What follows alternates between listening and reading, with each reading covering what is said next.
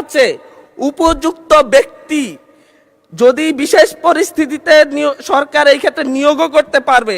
এ আইনের অন্যান্য বিধান কিংবা আপাতত বলবৎ অন্য কোনো আইন যাহা কিছুই থাকুক না কেন, সরকার বিশেষ পরিস্থিতিতে অত্যাবশ্যক বিবেচনা করিলে জনস্বার্থে কোনো পৌরসভা উহার কার্যাবলী সম্পাদনের উদ্দেশ্যে একজন উপযুক্ত ব্যক্তি বা প্রজাতন্ত্রের কর্মে নিযুক্ত উপযুক্ত কর্মকর্তাকে পরবর্তী আদেশ না দেওয়া পর্যন্ত প্রশাসক নিয়োগ করিতে পারিবে। উপযুক্ত ব্যক্তি বলতে কি হচ্ছে দলীয় কোনো নেতা কিংবা লাঠিয়াল হবে, নাকি হচ্ছে কোনো মন্ত্রী এমপির সন্তান হলেই হবে? এটা উপযুক্ত ব্যক্তি বলতে কাকে বোঝানো হচ্ছে তা কিন্তু আমরা বুঝতে পারছি না মাননীয় স্পিকার।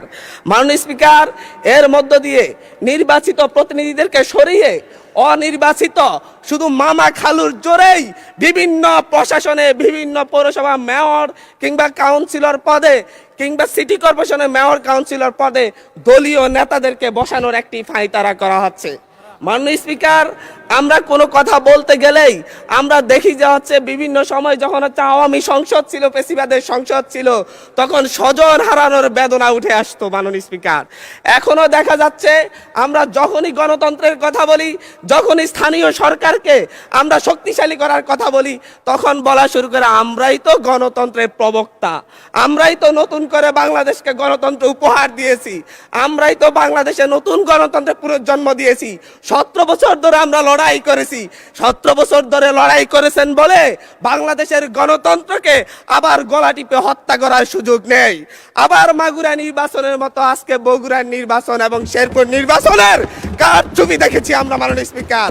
আমরা যখনই ফেসবুকে ঢুকি, আমরা যখনই দেখি যে বিভিন্ন সংবাদ মাধ্যমে ধানের শীষে ছাপ্পা সিল মারা হচ্ছে মাননীয় স্পিকার। আজকে 2024-এর এমন রক্তক্ষয়ী সংঘাতের পরে আজকে যখন একটা উপনির্বাচন এবং একটা স্থগিত হওয়া নির্বাচন হতে যাচ্ছে, তখন আমরা দেখছি বিরোধী দলীয় এজেন্টদেরকে ঘাট ধাক্কা দিয়ে বের করে দেওয়া হচ্ছে, কেন্দ্রের ভিতর ঢুকে এজেন্টদেরকে আহত করা হচ্ছে এবং ছোট ছোট বাচ্চাদেরকে লাইনে দাঁড় করায়, স্কুলের বাচ্চাদেরকে লাইনে দাঁড় করে ভোট দিতে দেওয়া হচ্ছে। এর চাইতে নির্লজ্জতা আর কি আছে মাননীয় স্পিকার? এর মধ্য দিয়ে মূলত আরেকবার বাংলাদেশকে সংকটে ফেলা হচ্ছে। একটা বিষয় হচ্ছে আমাদের যে ট্রেজারি বেঞ্চ রয়েছেন, ওই ট্রেজারি বেঞ্চের নেতারা বারবার বাংলাদেশের গণতন্ত্রকে হত্যা করার চেষ্টা কিন্তু করেছেন, কিন্তু ওনারা ব্যর্থ হয়েছেন, আওয়ামী লীগের মতো সফল হন নাই। 1994 সালের মাগুরার নির্বাচনের মধ্য দিয়ে ওনারা চেষ্টা করেছিলেন একতরফা নির্বাচন করে টিকে থাকতে। 1996 সালে একতরফা একটা নির্বাচন করেছিলেন, 12 দিনের মাথায় জনগণের চাপে সরকার থেকে পদত্যাগ করে তত্ত্বাবধায়ক সরকার ব্যবস্থা দিতে হয়েছিল। আবার 2006 সালে এসে বিচারপতির 2 বছর মেয়াদ বাড়িয়ে তারপর আবার ক্ষমতায় থাকার বন্দী করেছিলেন, কিন্তু বাংলাদেশের জনগণ সেই সুযোগ দেয় নাই। চুরি করা যায়, কিন্তু চুরি করে সেটা আর হজম করা যায় না, যেটা আওয়ামী লীগ পেরেছে মাননীয় স্পিকার। ঠিক একইভাবে 2024 সালে এসে এখন 2026 সালে এসে এখন আবার চুরির ধান্দায় নেমেছে। এবং চুরি করে আমি আবারও বলছি, বিএনপি যতই চেষ্টা করুক আওয়ামী লীগ আর হইতে পারবে না মাননীয় স্পিকার। মাননীয় স্পিকার, আমরা ভোটাধিকার নিয়ে কথা বলবো, আমরা ঘুমের অধ্যাদেশ নিয়ে যখন কথা বলি যে হচ্ছে ঘুমের অধ্যাদেশ কেন বাতিল করা হচ্ছে, তখন ট্রেজারি বেঞ্চের মন্ত্রী দাঁড়ায় বলে আমাদের স্বরাষ্ট্রমন্ত্রী অনেকদিন ঘুমছিলেন, আমরা কি ঘুমের বেদনা বুঝি না? আমাদের মাননীয় প্রধানমন্ত্রী এতদিন নির্যাতন ছিলেন, আমরা কি বুঝি না ঘুমের বেদনা?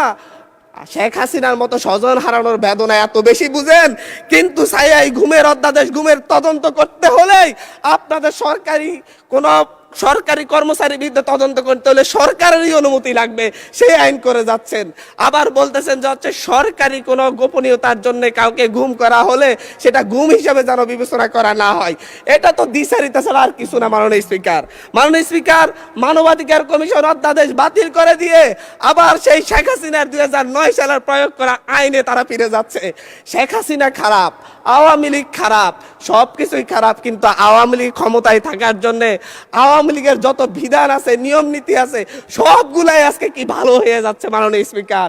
কিন্তু অভ্যুত্থান পরবর্তী যে মানবাধিকার অধ্যাদেশ, যেটাকে সকলেই গ্রহণ করেছে, সেই অধ্যাদেশকে তারা বাতিল করে ফায়ে ছুঁড়ে ফেলে দিয়ে মূলত জাতির সাথে প্রতারণা করছে মাননীয় স্পিকার। মাননীয় স্পিকার, এই জায়গায় আজকে সুপ্রিম কোর্ট সচিবালয় অধ্যাদেশ বাতিল করে দিয়েছে। আমাদের মাননীয় প্রধানমন্ত্রী তারেক রহমান সাহেবের ওনার একটা ফেসবুক পোস্টেই উনি উল্লেখ করেছেন সুপ্রিম কোর্টের জন্য আলাদা সচিবালয় করা হবে এবং সুপ্রিম কোর্টকে বিচারালয়কে স্বাধীনতা দেওয়া হবে। আজকে আইসা বলতেছে সুপ্রিম কোর্ট সচিবালয়ের কোনো দরকারই নেই, কোনো প্রয়োজনীয়তা নাই। এখন যদি বলি যে হচ্ছে আমরা বিচার বিভাগের স্বাধীনতা চাই, 28 জন বিচারককে শোকজ করা হয়েছে তাদের অভ্যন্তরীণ মেসেঞ্জার গ্রুপে শুধু আলাপ আলোচনা করার কারণে। বলি যদি আমরা বিচার বিভাগের স্বাধীনতা চাই, তাহলে আমাদেরকে বলবে মেজর শহীদ প্রেসিডেন্ট জিয়াউর রহমানই তো বিচার বিভাগকে স্বাধীনতা দিয়ে গিয়েছেন। আমরা তো এই বিচার বিভাগের স্বাধীনতার জন্য এতদিনের লড়াই, আজকে আসা টুটি চেপে ধরা হচ্ছে বিচার বিভাগের। মাননীয় স্পিকার, মাননীয় স্পিকার, আমি আবারও সেই স্থানীয় সরকার যে আইনটি সিটি কর্পোরেশন যে আইনে ফিরে যাচ্ছে আমি সেই কথাই বলতে চাচ্ছি। আমরা 2012-13 সালে আওয়ামী লীগ যখন হচ্ছে সিটি কর্পোরেশন নির্বাচন দিয়েছিল, সেই নির্বাচনে 5-5টি নির্বাচনে বিএনপি দলীয় বা হচ্ছে 20 দলীয় জোটের প্রার্থীরা বিজয় হয়েছিল। বিএনপি আওয়ামী লীগ কারচুপি করতে পারে নাই, কিন্তু পরবর্তীতে সেই নির্বাচিত মেয়রদেরকে অপসারণ করে আওয়ামী লীগ তাদের দলীয় এবং হচ্ছে বিভিন্ন প্রশাসক বসিয়েছিল। মাননীয় স্পিকার, দীর্ঘদিন ধরে ট্রেজারি বেঞ্চের মেয়র আরিফ, তৎকালীন সিলেটের মেয়র ছিলেন আমাদের বর্তমান এমপি সিলেটের আরিফ ভাই, ইয়া ছিলেন হচ্ছে আব্দুল মান্নান, প্রফেসর আব্দুল মান্নান সাহেব, প্রত্যেককে তাদেরকে গাজীপুরে ছিলেন, তাদের প্রত্যেককেই তাদের চেয়ারে বসতে দেওয়া হয় নাই।